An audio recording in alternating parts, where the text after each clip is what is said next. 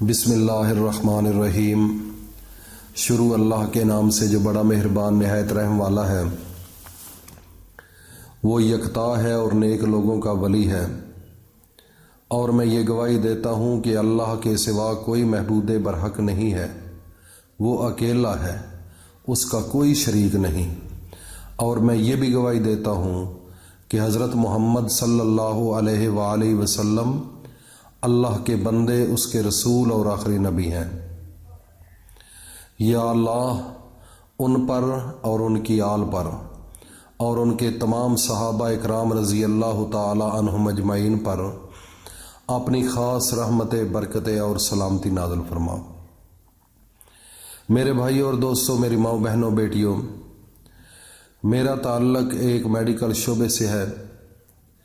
کافی لوگ پریشان حال آتے ہیں جو کہ مختلف جگہوں سے دوائیاں لے لے کر بڑے بڑے ہاسپٹلوں سے، اسلام آباد، لاہور اور بھی بڑی جگہ سے وہ میڈیسن لے لے کر تھک چکے ہیں، لیکن مرض کی سمجھ نہیں آتی۔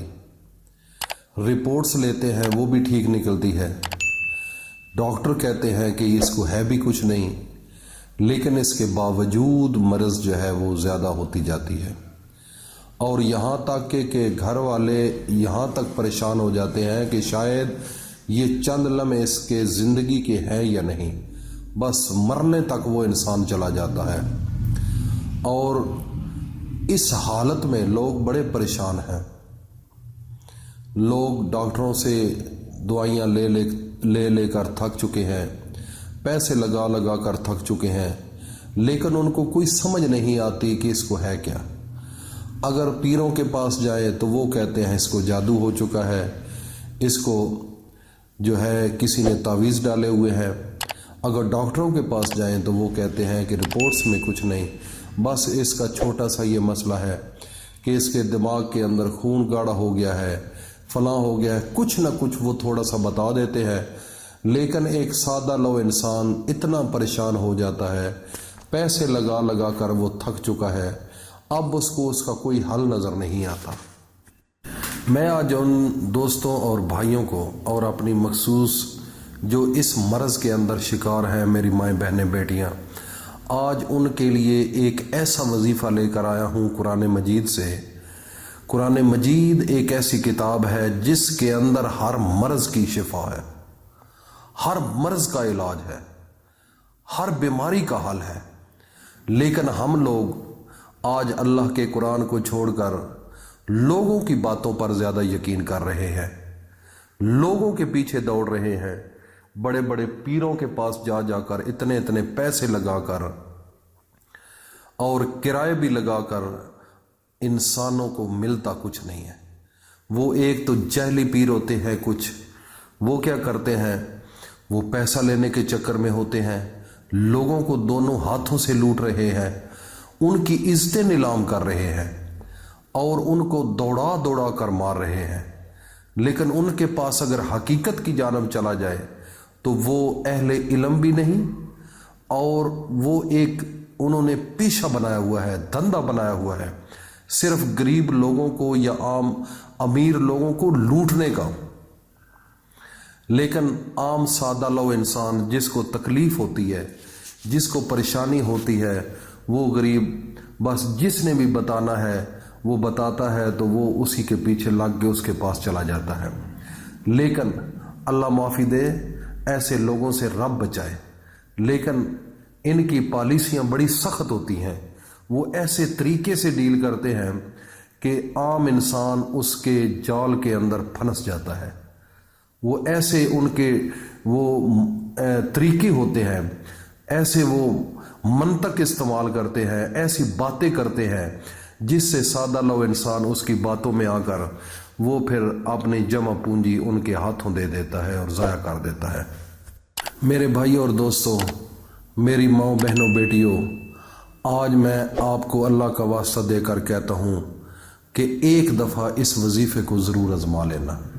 انشاءاللہ مجھے اس رب ذوالجلال پر اتنا یقین ہے کہ آپ کی یہ مایوسی جو ہے یہ ختم ہو جائے گی۔ یہ پیروں کے پاس جا جا کر پیسہ ضائع کر کر کے اور ڈاکٹروں کے پاس جا جا کر پیسہ ضائع کر کر کے اب لوگ تھک چکے ہیں کچھ. تو میں ان ماؤں اور بہنوں اور بیٹیوں سے یہ کہوں گا کہ آپ نے قرآن مجید کو کھول لینا ہے. قرآن مجید کو باوضو ہو کر ہاتھ لگانا ہے، اور باوضو ہاتھ لگانا ہے جب، تو اس کے بعد اس قرآن مجید کو سینے سے لگا لینا ہے، اس کو چومنا ہے. خدا کی قسم یہ وہ قرآن ہے جس کے اندر ہر چیز کا حل موجود ہے، لیکن ہم نے قرآن کو چھوڑ دیا ہے، ہم نے قرآن کو پڑھنا چھوڑ دیا ہے. گھروں کے اندر قرآن پر غلاف جو ہے انہوں نے ڈال کر لوگوں نے ایک کونے میں رکھ دیا ہے، اس کے اوپر مٹی پڑی ہوئی ہے. تو وہ قرآن دن قیامت کے اس کے خلاف گواہیاں دے گا اور اس کو جہنم میں لے کر چلے جائے گا. یہ ایک عام چیز نہیں، ایک چھوٹی سی کتاب ضرور ہے آپ کو نظر آتی، لیکن خدا کی قسم اس کے اندر دنیا کا علم موجود ہے اور ہر قسم کی شفا اس کے اندر موجود ہے. میرے بھائی اور دوستو، باوضو ہو کر میں ماؤں بہنوں بیٹیوں سے بھی ہاتھ جوڑ کر کہتا ہوں کہ باوضو ہو کر اس قرآن مجید کو ہاتھ لگانا اور قرآن مجید کو چوم کر سورت شعراء یہ نکالنی ہے، اور 130 نمبر آیت ہے، یاد رکھ لیں، 130 نمبر آیت. یہ سورت شعراء جو ہے یہ آپ کو 19ویں پارے میں ملے گی. قرآن مجید کے اندر ایک چھوٹی سی آیت ہے، وَإِذَا بَطَشْتُمْ جَبَّارِينَ. یہ آپ میں دوبارہ پڑھ رہا ہوں، آپ دوبارہ سنیں. وَإِذَا پہلے اول و آخر 3 بار درود شریف پڑھ کر آپ نے یہ عمل کرنا ہے، لیکن میں قرآن کی چھوٹی سی آیت کا آپ کو بتا رہا ہوں. وَإِذَا بَطَشْتُمْ جَبَّارِينَ. یہ جتنے بھی اللہ کے ولی بنے ہیں، جتنے بھی اللہ کے بڑے بڑے ولی جن کے پاس ولایت ہے، جو بندوں کے جادو کا توڑ نکالتے ہیں، جنات کا توڑ نکالتے ہیں، اس آیت کے علاوہ خدا کی قسم وہ نہیں کامیاب ہو سکتے. یہ اتنی اللہ نے اس کے اندر طاقت رکھی ہوئی ہے، حسد کرنے والے بھی آپ سے یہ بھاگ جائیں گے. طریقہ کار کیا ہوگا؟ طریقہ کار یہ ہوگا، اول و آخر 3 بار درود شریف پڑھنا ہے اور 70 مرتبہ پڑھ کر آپ نے دم کر دینا ہے. ٹیلی فون پر بھی اگر کوئی دور مریض ہے تو جب آپ مریض کو ٹیلی فون پر کرتے ہیں یا ویسے بھی، ایک کافر جن آپ کے پاس حاضر ہو جاتا ہے، اسی وقت حاضر ہو جاتا ہے اور پھر یہ میسج کنوے کر دیتا ہے. تو میرے بھائی اور دوستو، اگر یہ علم جو میں بتا رہا ہوں، جتنے اللہ کے ولی ہیں، جتنے جنوں یا جادوؤں والا کام کرتے ہیں، اس قرآنی آیت کے بغیر وہ کر ہی نہیں سکتے. ایک تو بات یہ ہے.